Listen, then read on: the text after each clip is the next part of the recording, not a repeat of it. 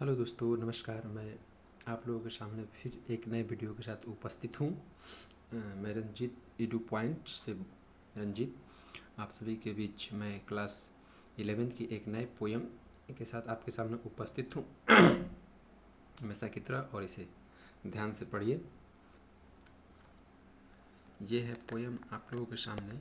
ये जो पोयम है वो दोस्तों हैं फ्लोवर्स। देखिए, ये पोयम है आप लोगों के सामने।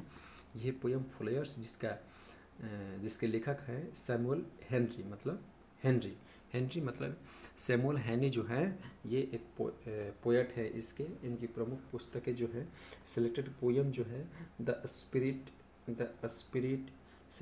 Selected poem, opened ground selected poem, government of the tongue and the redress of poetry. समझ ना, इन्हें नोबेल प्राइज़ लिटरेचर में ये बहुत ही अच्छे इन्हें नोबेल प्राइज़ मिला हुआ है। द फ्लोवर्स जो है Henry beautiful beings out how with the passage of time and role of the father and his son undergo and change. ये जो पोयम है, इन्होंने हेनरी साहब ने ये बताया है इस पोयम के माने फ्लोर में कि एक पिता और पुत्र के बीच में क्या संबंध होना चाहिए और क्या कर्तव्य होना चाहिए पुत्र का पिता के प्रति।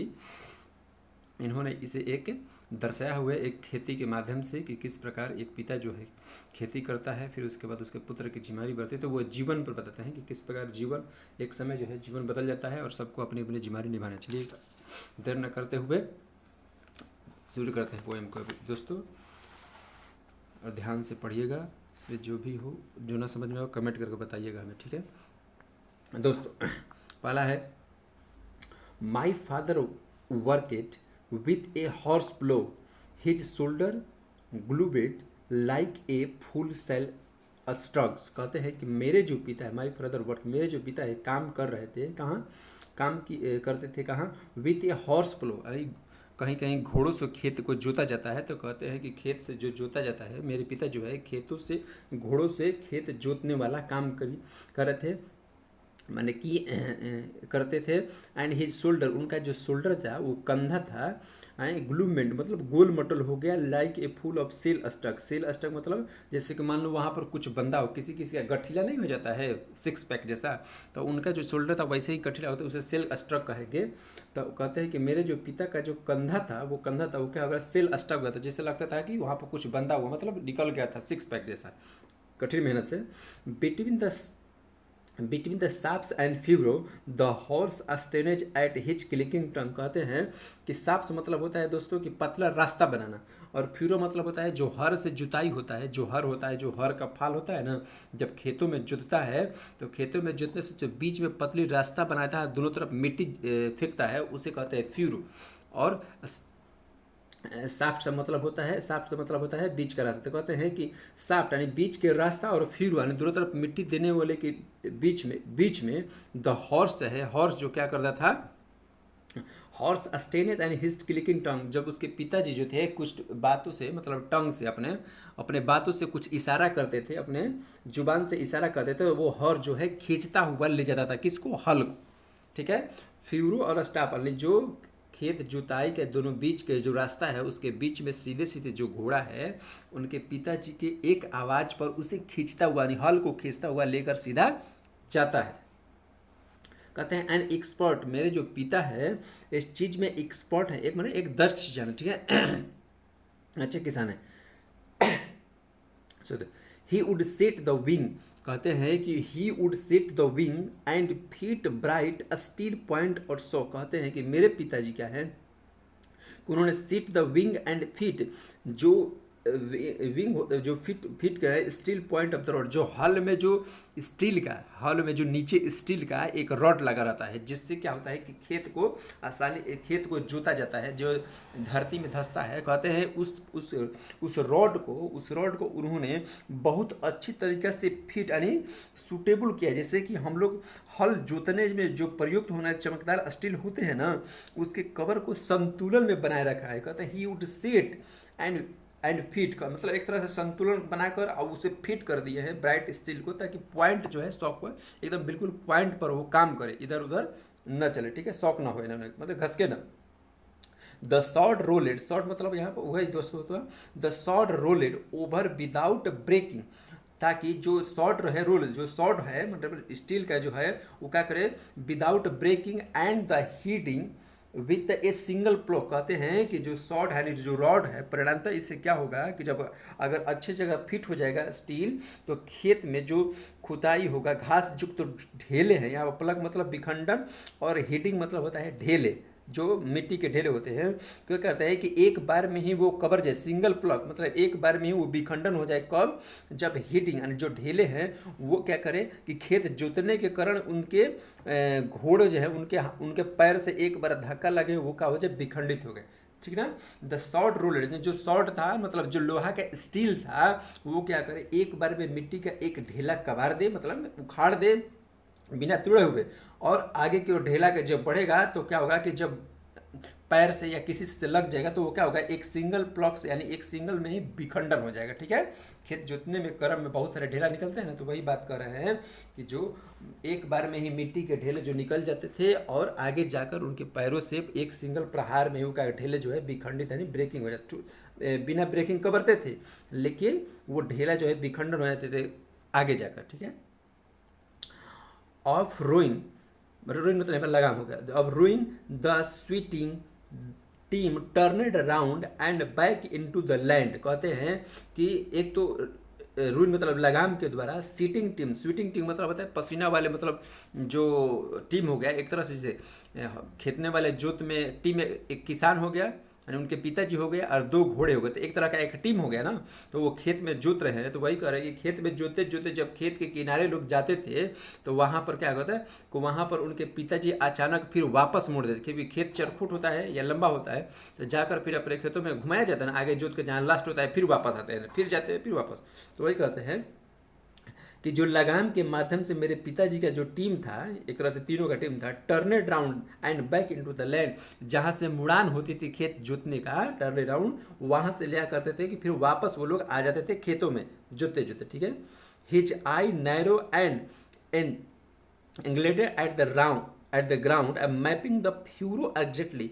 कभी यहाँ पर कभी कहते हैं, कभी की दृष्टि है कि कभी की जो दृष्टि है, दृष्टिकोण हो, वो बहुत नुकीली यानी बहुत बारीकी तरीके से ग्राउंड को देखती थी और मैपिंग करती थी कि किस प्रकार जो फ्यूरो है, मतलब कि खेत के जो जुताई का रास्ता है वो एग्जैक्टली कितना सही लीक बन रहा है, मतलब एक लीक कितना सही बन रहा है, इस चीज को वो कभी जो है देखते थे। ठीक ना। आगे दोस्तों पढ़ते हैं। आई स्टबलेड इन हिज हॉब नेल्स वेक। कहते हैं कि आई स्टबलेड मतलब लड़खड़ा कर चला, कहते हैं कि मैं लड़खड़ा कर चलता था, कहाँ पर, इन हिज हॉब नेल वेक, मतलब जो उबड़ खाबड़ रास्ते थे ना, कभी कहते हैं कि जो उबड़ खाबड़ रास्ते थे उस पर मैं क्या करता, आगे बढ़ता था। कैसे? वेक मतलब आगे बढ़ना, कहते थे लड़खड़ा कर, जब चलते तो उन्हें चलने नहीं आता था कि खेतों पर कैसे चला जाता है मिट्टी वाले रास्ते पर, तो वो लड़खड़ा कर चलते थे। ठीक है। And fail sometimes on the polished sword. कहते हैं कि कभी कभी क्या हो जाता है कि पॉलिशड सॉर्ड जो था उस पर जो चिकना रास्ता होता है, जो खेतों का रास्ता होता है, मान लीजिए खेत जुताई होता है उसमें सारे पानी वानी लगे रहता है तो चिकना हो जाता है ना, तो कहते हैं कि जो चिकना रास्ता था उस पर कभी कभी मैं गिर भी जाता था। Some time he rode me on his back dipping and rising to his plod. अब याद देखिए यहाँ पर करते हैं अपने बचपन की बातें, कहते हैं कि मैं तो गिर जाता था क्योंकि मैं छोटा था। अब कहते हैं कि मैं समटाइम्स कभी कभी ही रॉड मी मतलब मेरे पिताजी मुझे अपने चढ़ा ऑन हिज बैक, मेरे अपने पीठ पर चढ़ाकर, अरे डिम्पिंग अपने आप को क्या होता है, राइजिंग आगे बढ़ते थे, कब प्लॉट धीरे धीरे बैलेंस बनाकर। ठीक है। गोल मटोल रास्ते से वो धीरे धीरे पैर जमा कर, अपना जिसे पैर धीरे धीरे जमा कर मुझे आगे बढ़ाते थे, कंधे पर लेकर चलते थे। अपने पिताजी की याद कर रहे हैं कि मुझे तो चलना नहीं आता था, मैं गिर जाता था, लेकिन मेरे पिताजी अपने पीठ पर बैठाकर मुझे उस रास्तों पर पैर जमा कर धीरे धीरे आगे भी बढ़ते थे और चलते थे। I wanted to grow up and plough, मैं भी चाहता था कि मैं बड़ा हो जाऊं और मैं खेतों को जोतूं। ठीक है। उनके पिताजी कभी कहते हैं to close one eye and shifting my arm, और मैं भी एक आंख बंद कर कर मैं भी खेतों को, मतलब एक तरह से एक आंख बंद कर निशान बनाना घोड़ों को, सीधे सीधाई लेना। कहते हैं कि मैं भी वन आंख बंद कर दूँ और शिफ्टिंग माई, और मेरे भी जो हाथ हैं वो गठीला हो जाए, ऐसा वो कहते थे कभी। All I ever did was follow, मैंने सभी कार्य जो है मैंने अपने पिताजी का अनुसरण किया था। मतलब अब क्या हो गया, ये जवान हो गए, उसकी अब बात कर रहे हैं कि अब बड़े हो गए हैं कि I never did was follow, I ever मतलब हमेशा, I ever did was follow, मैंने हमेशा अपने पिताजी का अनुसरण किया है। In his broad shadow round the farm, खेत की जो शैली है, यहाँ पर फॉर्म मतलब शैली, जो खेत की शैली है चारों तरफ के काम करना, उससे मैं शैडो एक तरह से छाया, मैंने ब्रॉड शैडो मतलब बहुत बड़ी छाया, मैंने उन्हें अनुसरण किया है। कहता है कि मैंने क्या किया है, उनके पिताजी की जो खेत जोतने की चारों तरफ की क्रियाकलाप की जो बहुत बड़ी जो छाया है, वो मैंने क्या किया है, मैंने अनुसरण किया था, मैंने अनुसरण किया था। ठीक है, मैंने किया करता था, यहाँ पर करता था हो गया कि जो पिताजी कार्यशैली थी, जो पिताजी काम किया करते थे, उस कार्यशैली को मैं, चाहे खेत जोतना हो चाहे और सारे कार्य हो, उसकी जो बड़ी छाया होती है, एक पुत्र पढ़ता है तो कहते हैं उस छाया को मैं अनुसरण करता था। ठीक है, मैं देखता था कि किस प्रकार वो करते थे। ठीक है, आई कहते हैं कि I was nuisance and tripping falling Yaping always, कहते हैं कि मैं क्या करता था, उस समय क्या करता था